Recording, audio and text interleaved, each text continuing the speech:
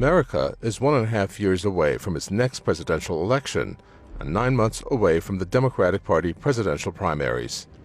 That seems like a long time before the race for the top post heats up. But U.S. President Donald Trump, who like any other president very much wants his second term in the Oval Office, seems to be already feeling the heat of the competition. He is impatiently waiting to see who will win the Democratic Party's 2020 presidential nomination.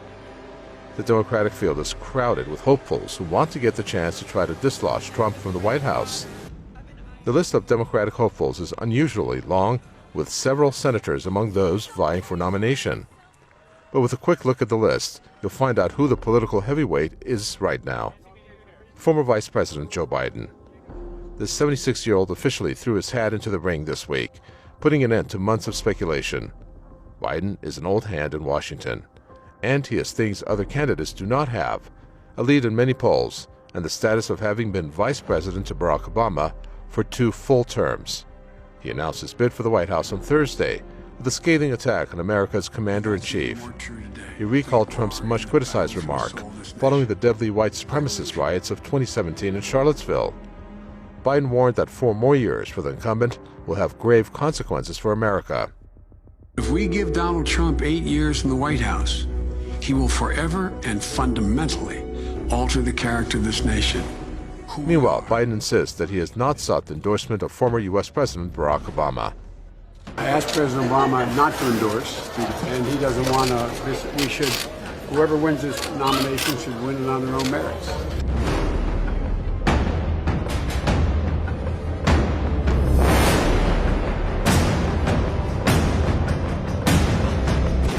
Joe Biden is not guaranteed to beat all of his Democratic rivals. The former vice president is currently facing stiff competition from his prominent opponents like Vermont Senator Bernie Sanders. But some observers believe Biden's formidable political experience makes him the Democrat that President Trump fears the most right now. Trump has been sparring with Biden over the past few days. The youngest person, I am a young, vibrant man. I look at Joe, I don't know about him, I don't know. I would never say anyone's too old, but I know they're all making me look very young, both in terms of age and I think in terms of energy. I think you people know that better than anybody. Biden still has a long and bumpy road ahead of him before he wins the Democratic nomination. Even if he manages to do that, then bridging the divide between working-class voters, white voters, and the Democratic Party's diverse base will definitely prove a major challenge for him. In order to defeat the incumbent, Biden also needs to somehow inspire diverse voters in swing states that Trump won in 2016. I think it's very unlikely that Joe Biden will be able to win many Trump voters over to his side, many of those that are more neutral, some of those that are probably sitting on the fence right now.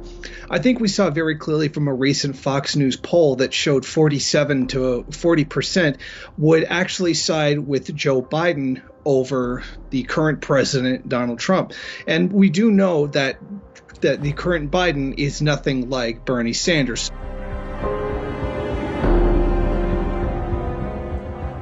One can't forget that Biden was the VP during former President Barack Obama's time. Will he take the same approach as Obama towards Iran when the Iran nuclear deal was struck? According to one source, Joe Biden's key foreign policy role as Barack Obama's vice president and his record of support for Israel make him one of the candidates best positioned to defend the nuclear deal with Iran as he enters the 2020 presidential race today. He may continue to deal with Saudi Arabia, as Obama did, to sell more arms.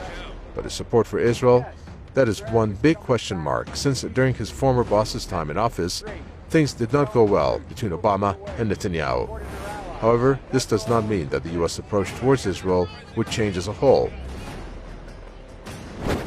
I don't think there would be a very much of a difference, although I think that the flavor of the matter would change depending on the particular personalities that were in the White House at the time.